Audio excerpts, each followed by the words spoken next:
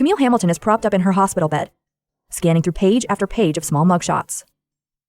There are hundreds of them. She's using the photos to help develop a sketch of her attacker. It's been 5 days since she was found outside the front door of a house on Encino Street after she was shot in the face. Inside, her teenage daughter Nikita and 2 others were dead. She survived one of the worst homicides the city of Miramar, Florida has seen in recent memory. She's a bit groggy and her jaw is wired shut. Her memory of that night isn't complete. But with very few leads, police are leaning on Camile as their best chance for a break. They have no suspect, no motive. Camile is a direct witness to the horrifying crime and they need her to remember. She scans photo after photo, looking for facial features, head shapes, anything that will jog her memory of the man who shot her. It takes time, but with the help of an artist from the sheriff's office, Camile comes up with a sketch. He's a black young man, maybe in his 20s. Short hair and a thin mustache, his only facial hair. Detectives have their first look at the killer. But in the weeks and months after the attack, Camile's descriptions of what happened varied, along with details of the attacker. Her memory may be the only key to solving the case. But would it be reliable enough to catch the killer?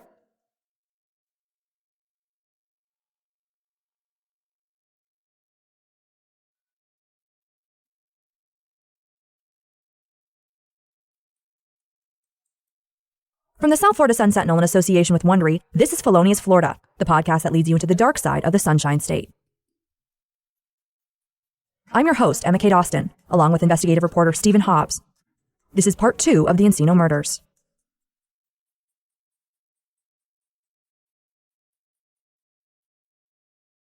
Nikita Hamilton was a few months shy of her 16th birthday when she came to the United States with her mom, Camile. It was August 1st, 2009, 2 weeks before the brutal attack. Nikki, that's what her mom calls her, was a top student at her school in Kingston, Jamaica. She was an avid reader and loved to swim and ride bikes. Nikki was Camile's only child, but they really acted more like sisters. They were inseparable, taking photos with each other, curling up to watch movies on the Lifetime channel, and traveling together. Nikki also loved to sing. Luther Vandross was a favorite, and Britney Spears. She would pretend to be Britney, singing and dancing with her trademark moves. Camile's husband at the time, Nikki's dad, was a reggae performer. He was busy a lot, so Camile and Nikki would spend hours together helping kids at an internet cafe where Camile worked. Camile says Nikki loved working with kids and dreamed of being a pediatrician someday. I love the kids. I used to sit with them, me and Nikita. We used to sit. Because she was very smart with computer.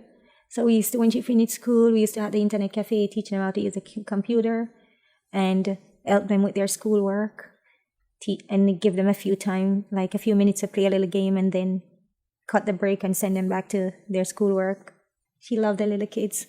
And it was fun for me also to be there with the kids. It was a pleasure being with those little kids and helping them because we have 4 kids in Jamaica. Some of them don't have any money to use the internet, so I'll just sneak them in, let them use the internet and, I used to love doing that, teaching them how to use a computer. It was fun for me. The kids would spend hours playing games at the cafe. Camile would have to drag them off the computers and kick them out so she could close up by 9 p.m. She wasn't always successful. When she wasn't at the cafe, you might find Camile in the kitchen. She loved to cook. One of her favorites was a Jamaican specialty, ackee and saltfish. Saltfish is often a fish like cod that's been dried and cured in salt to make it last longer. Camile would boil it, slice it, and add ackee. That's the national fruit of Jamaica, but it's usually used like a vegetable. She'd also add onions, peppers, tomatoes, thyme, and seasoning. Camile would serve the dish with green bananas or roasted breadfruit. That's a fruit with an unusual flavor. When cooked, it tastes something like freshly baked bread. When Camile would visit the United States, she'd help cook the ackee and saltfish at a South Florida Jamaican restaurant run by her aunt. Around 2008, Camile was at a wedding in Jamaica. She saw a woman sitting by herself and decided to go talk to her and keep her company. Her name was Faith Bissessor, and the two hit it off. Faith was also from Jamaica, but lived in Florida. She was a quiet and hardworking woman. She was a nurse in the emergency room at Jackson Memorial Hospital in Miami. She was on call a lot. After the wedding, Camile and Faith became close. They talked on the phone often and got together when they could. One of those times was during a trip to New York. It wasn't a happy visit. They were there for a funeral. But it had snowed, and Camile and Faith couldn't help brightening the mood by playing in the snow, throwing it at each other and laughing. Faith would say, "Camile, you're fun to be around. You know how to cheer people up." They shopped together, often for clothes. Camile liked fashion. And she liked giving Faith home decorating tips when she was visiting her friend in Florida. Put marble in the kitchen, she would suggest. Change the furniture in the guest room. Faith was 49, 10 years older than Camile in August 2009. But despite the age gap, the two had become good friends. Perhaps their friendship was made stronger because they had something significant in common. Faith also had a teenager. Her son, Davian, was the same age as Camile's daughter, Nikita. 15-year-old Davian Bishop was a top student at Stranahan High School in Fort Lauderdale, about 17 miles from his mom's home in Miramar. He could be a goofy kid, in many ways, a typical teenager. But he was also exceptional. He was kind and thoughtful. He was someone who would share his lunch with another student and wanted those around him to thrive. Davian kept a shelf full of trophies above a desk in his room. Some of them were for music. He played the piano. Davian was very smart, and he used to like to play hide and seek. Every time I go to the door, I said, "Faith, where is Davian?" He's hiding, and then he would jump out and frighten me, and he's always doing his homework. And he used to play piano in church. I go to church with them one Sunday, and he was playing. Such a nice kid. And I can recall his mom said to me once, "You know that Davian get a computer and a phone from school, and he gave it away before he take it home?" And I was like, "Davian, did you do that?" And he said, "Yes, Auntie Camille, I did." And I said, "Why did he?" He said, "Those kids need it, and I have a computer already." He was so smart, sweet kid. Davian and Nikita hadn't met yet, but the two teens talked on the phone. Their conversations would sometimes go to schoolwork. Davian helped Nikita with her math. They finally meet in August 2009 when Camile comes to Florida and brings Nikita with her. Camile is working as a live-in caretaker for an elderly woman who lives in Lake Worth, not far from West Palm Beach. Faith wants Davian and Nikita to spend time together and get to know each other. She invites Nikita to stay at her place. Camile is apprehensive, but finally agrees to let her daughter stay there. It would only be for a few days after all. She just didn't want any kissing. It's a couple days into Nikki's stay on Encino Street, August 16th. She wants some different food than what's in Faith's house, so she calls her mom and asks if she can bring her some snacks. Pretzels and Doritos, please. Camile finishes up taking care of the elderly woman she works for, making sure she takes her scheduled pills. She borrows the woman's Mercury Sable, as she sometimes does, and then drives the 50 miles south to Faith's house, with groceries. She pulls into the driveway sometime around 11 p.m. She plans to return to Lake Worth and isn't expecting to be there for long. Nikita and Davian come outside to help with the groceries. The first thing I said to Nikki when I went there the night, "Did you guys kiss?" And she said, "Mom, stop it, Mom." Not knowing they would go. While all three are outside, a man appears, out of nowhere. And he has a gun. He's demanding money and orders them into the home. What the man looks like and what exactly happens in the house over the next 14 or so hours, we can't know for certain. What we do know is that Camile is the only one who will survive the night.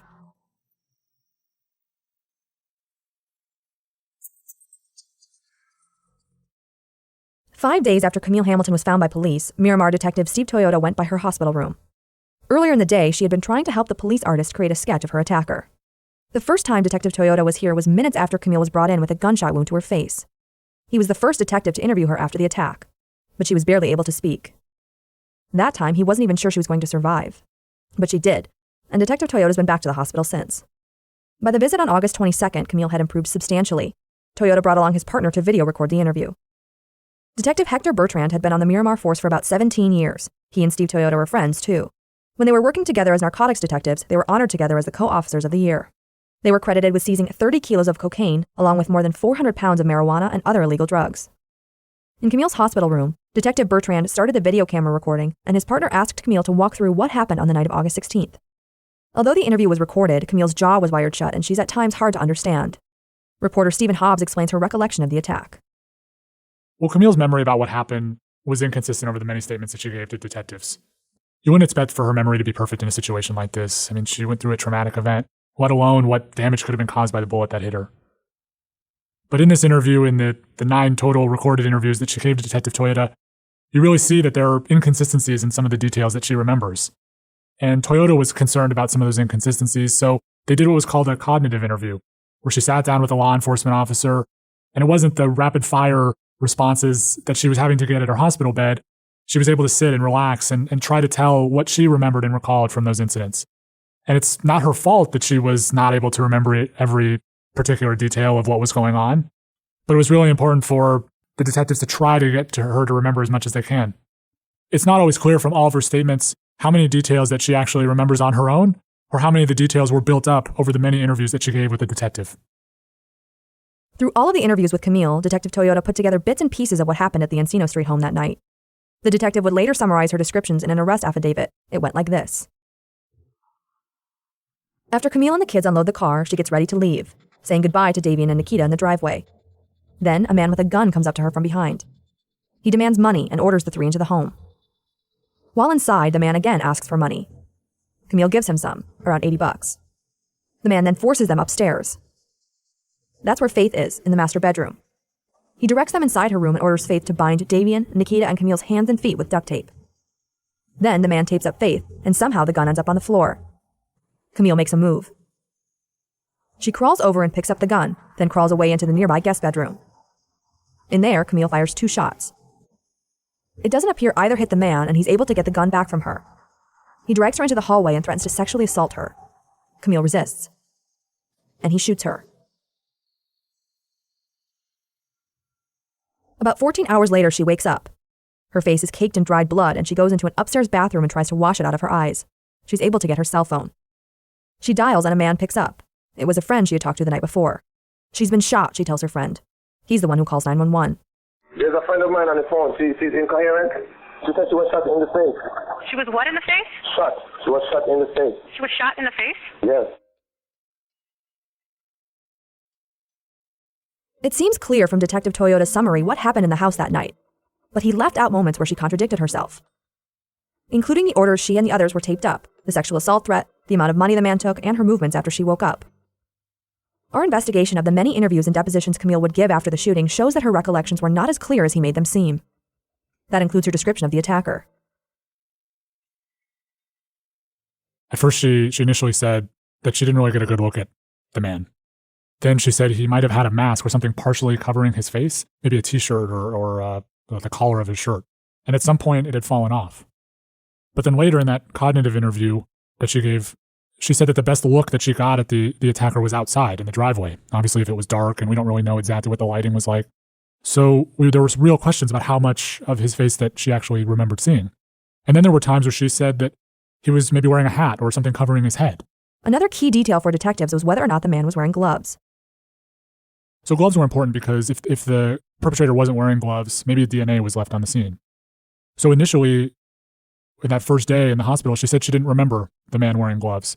Then later that day in another interview, she said he was wearing gloves. And then within, the next few weeks, she called back the detective and said, Detective Toyota, and said that he was definitely not wearing gloves. And there were more inconsistencies. The murdered victims had been bound with duct tape in the master bedroom. Detective Toyota asked Camile where the attacker got the duct tape. So the question about the duct tape was really important for detectives. They couldn't be sure which roll of duct tape was used. There were 3 found in the master bedroom, but there was one that was found right next to the victims. Now, sometimes Camile said that the perpetrator took the duct tape out of his pocket, but other times she said she wasn't sure where exactly the duct tape came from. There's a mysterious part of the crime scene Detective Toyota needed Camile's help to solve. The victims were found on the floor of the master bedroom, so it seems that's where they had been shot. But in the guest room, officers found a bullet, 2 bullet casings, 2 bullet holes, and a strand of used duct tape. How did they get there? Detective Toyota didn't have an answer to that question by his interview with Camile on August 22nd, so he brought it up with her. He asked, "At any point did you take the gun from him?" Camile responded, "I think so, I don't know." Toyota said, "The other day you told me you got the gun from him and shot at him twice." She would go on to say she did fire the gun in front of Faith's bathroom after the man dropped it. But that didn't match evidence at the crime scene, where a bullet and used bullet shells were found in the guest bedroom. Later in the interview, the gun came up again. So this time, later on in the interview, Camile brings up the gun again. She says, "Did you find out if I fired the gun? Did you test my hand?" And the detective responds that he wasn't sure. He didn't remember them doing any type of testing for any type of gunshot residue or anything on her hand. Detective Toyota kept asking Camile to recall more details about this unknown piece of the crime scene puzzle, how and where she was able to get the gun. In doing so, he told her details about what investigators found at the crime scene. But what did Camile actually remember? It's not as clear as the affidavit later made it seem. Here's a clip from the recording of the hospital room interview with Camile. Again, she's a bit hard to understand. The reason that it's real important, I was asking about where exactly you were, because there are a couple of shots that were fired that are in the guest bedroom.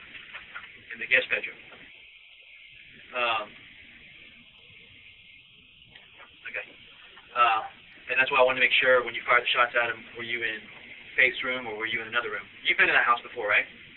Yes, You've been in the house several times, would you say? 4. The Faith's house.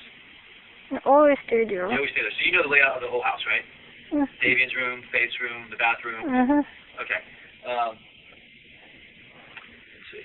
And that's why I was asking about, you sure you're in Faith's room? Because there's a couple gunshots that are in the guest room that kind of look like that could have taken place there, you firing at him. Maybe. Maybe? Do you remember if you were ever on the guest bed? I don't remember. You don't remember? Okay. So Detective Toyota, through a spokeswoman, declined my request for an interview, but he testified later that he knew that Camile was inconsistent in the statements that she was giving. One of the things that he said was he believed Camile was telling him as much as she knew, but he believed that she was able to see enough of the attacker during the incident to get a description of what he looked like. There were a couple things that puzzled them about bullet holes that they found in there, and how it might relate to Camile is they found that it appeared one of the bullets that was fired in there was fired from the bed in a downward direction. But the second one was that there was also a bullet fired maybe possibly next to the bed, fired upwards towards the door frame. And potentially why that could be significant is, from what the detectives described, is that if Camile was able to get away with the gun, she possibly could have been on the ground beside the bed as the attacker came into the room and maybe tried to fire at him and missed, but fired, at the door frame, either above him or to the side of him a little bit. So potentially there are pieces of evidence in there that might say that Camile maybe did fire a gun at the attacker. She also had some cuts on her knees that a crime scene technician later noted that could have been caused by her maybe scooting into the other room on her knees to get away with the gun. The inconsistencies are important because it's once again not Camile's fault how much she remembers or doesn't remember, but detectives and prosecutors have to rely on her memory as evidence in a court case. In a situation where her memory is so important and so crucial, it can really impact a criminal case and how it moves forward. Camile's contradictions will become a significant factor in the case in the years that followed. Some of Camile's memories of her attacker were more consistent. She said the man smelled stinky and dirty. He had gold teeth, she said, but only on the bottom row. He was slim, maybe 20-something. Then there was the facial hair. For the police artist sketch, she said the man had a thin mustache. This would also play a major role in the case. For now, detectives had the sketch an artist had made with Camile's help. Copies were distributed to police agencies and to the public in South Florida. Tips came in by the dozens, but they led to a series of dead ends. Police in Miami ran the sketch through facial recognition software. It came up with 2 possible names. Neither panned out. More names came in from others, including anonymous tips. Investigators in Miramar scoured their own databases, searching for men with violent criminal pasts who matched Camile's description. The county crime lab compared possible suspects to fingerprints taken from the murder scene. But the days became weeks and the weeks became months. There were no breaks. After Camile left the hospital, Detective Toyota spent more time with her, one day showing her photographs and driving her around. He stopped several people, hoping anything would trigger her memory. It didn't. In November, Toyota showed Camile 39 photographs of different possible suspects. According to the detective's notes, Camile said that one photo resembled her attacker, but she wasn't 100% sure. That man's fingerprints were sent for testing. Nothing. Another month went by and the detective tried again. This time he showed Camile more photographs. Again, she identified a man as resembling her attacker. His fingerprints were also tested. No match.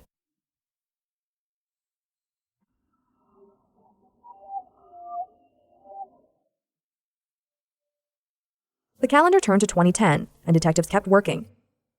They went back to the River Run neighborhood, knocking on more doors near the murder scene. They chased down tips, and got nowhere. The case was at a virtual standstill. DNA tests had been done on several pieces of evidence. No suspects. But nearly a year into the investigation, there was one piece of evidence that was about to change everything.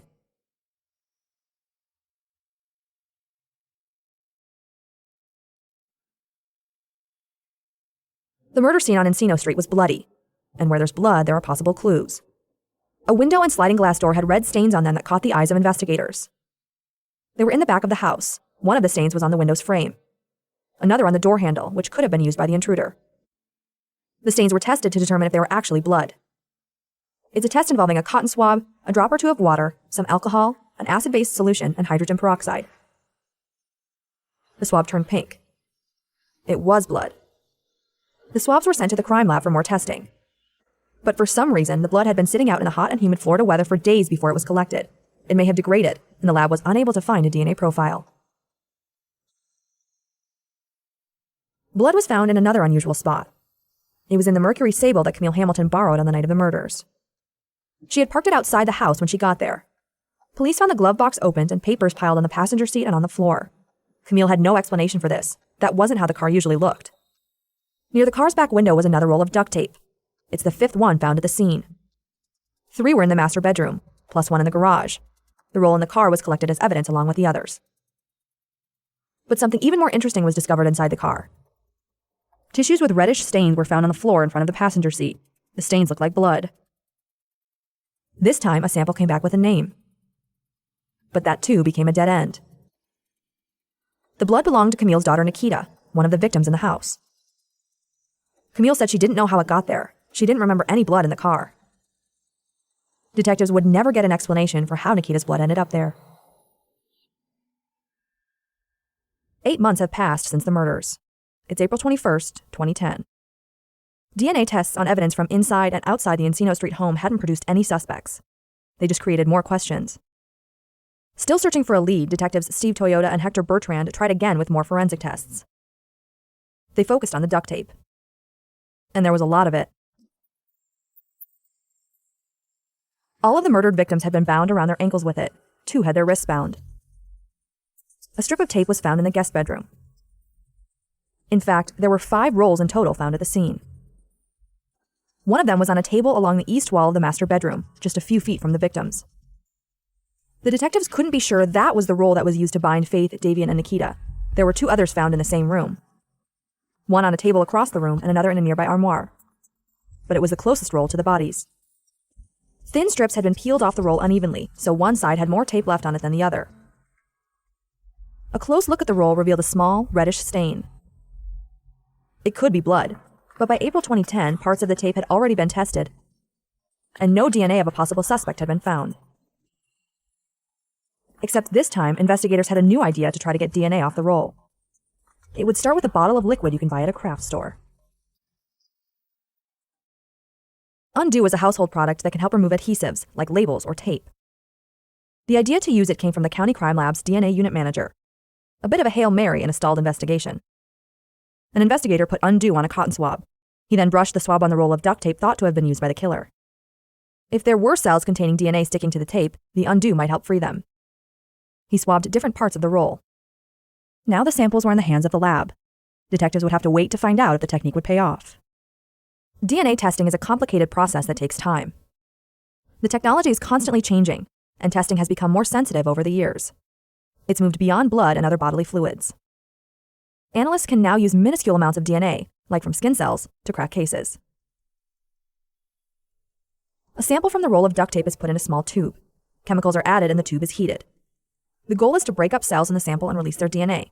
Once that's done, the analyst will know if there's any testable DNA. The DNA is copied over and over so that even those tiny amounts can be evaluated. The DNA from the tape is then reviewed and a profile uploaded to a state law enforcement database that includes people convicted of and arrested for crimes. On July 12, 2010, nearly a year after the murders, Detective Toyota gets the call from the crime lab and finally catches a break. The DNA on the duct tape returned a name.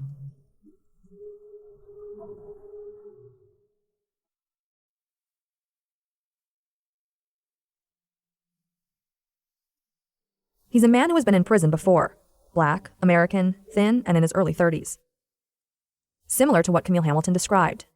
His name is Kevin Pratt. In 1995, Kevin was sentenced to 3 years in prison for a robbery. In 1998, he got a year in prison for striking an officer with a vehicle and fleeing police.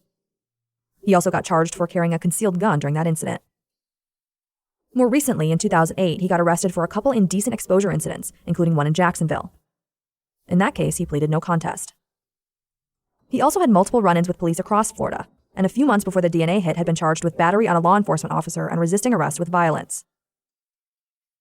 Nearly 3 months after the Encino Street murders, an officer in the Orlando area stopped Kevin because he fit the description of a man involved in an attempted robbery.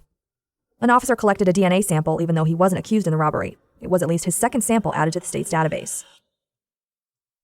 And there's more. 2 other encounters police had with Kevin Pratt put him close to the time and place of the murders. The first one happened a little more than a week before and just a couple miles away. An officer saw Kevin panhandling at a nearby intersection.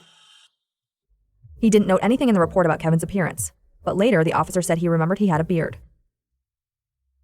The other, a report from a police officer in Miami-Dade County, revealed that Kevin had been stopped just over the county line, around 4 miles from the murder scene. The officer noted in his report that Kevin had short and curly black hair and a beard/goatee. That was around 11:50 p.m. on August 15th. Almost exactly 24 hours later, Camile Hamilton arrived on Encino Street in the Mercury Sable, carrying snacks for her daughter.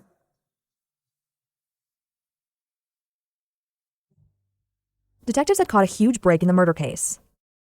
If Kevin Pratt's DNA was on the duct tape, it could mean he was at the murder scene. But DNA evidence can be a tricky thing. Sometimes, like in this case, the results aren't so simple. The crime lab report said that the sample from the roll of duct tape looked like it had DNA from at least 3 different people. Camile Hamilton couldn't be ruled out as one of those people. Kevin Pratt couldn't either. His DNA is similar to what was found on the tape. That's why the state database generated a hit. When DNA from multiple people is found on a piece of evidence, the results get muddied. It's not always clear where the DNA from one person overlaps with another. When that happens, analysts use a probability formula to evaluate the strength of the similarity between the DNA from the evidence and a possible suspect. In this case, the analysts calculated a probability. The chances that an unrelated person have similar DNA to what was found on the duct tape is 1 in 460,000. And that Kevin isn't the only one who has DNA that is similar to what was found on the duct tape. So this 460,000 number is not insignificant, but in some cases where DNA from a suspect and a piece of evidence are very similar, that number can be in the billions. The crime lab's DNA manager tells detectives Toyota and Bertrand the news. It's not a strong enough number to solve the case. Still, Toyota hopes he has enough to arrest Kevin. On July 13th, 2010, the day after learning about the results, he meets with prosecutors and presents his case. It's Toyota's first where DNA has played such an important role. He's hoping to charge Kevin Pratt with the shooting of Camile Hamilton and the murders of Nikita Hamilton, Faith Bisesor, and Davian Bishop. Not yet, prosecutors say. They tell him the same thing the lab manager had told him the day before. The DNA results are a start. They decline to charge Kevin and tell the detective he's got more work to do. 2 weeks later, he's on a plane to Jamaica.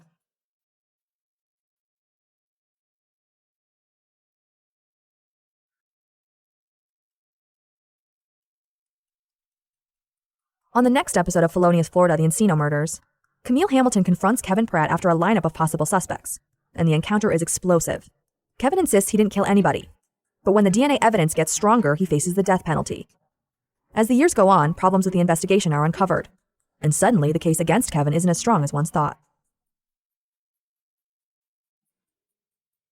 Thanks for listening to this episode of Felonious Florida.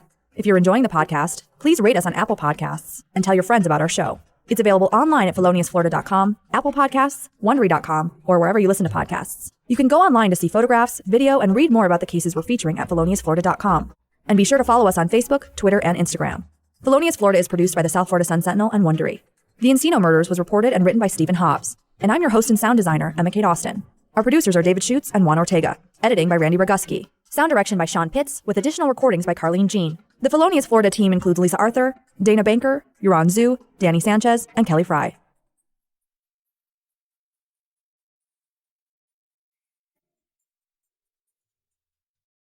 Hi, this is Stephen Hobbs. Local journalism matters. Support us by joining the Sun Sentinel, South Florida's leading source of news, information, and entertainment. Visit sunsentinel.com/join.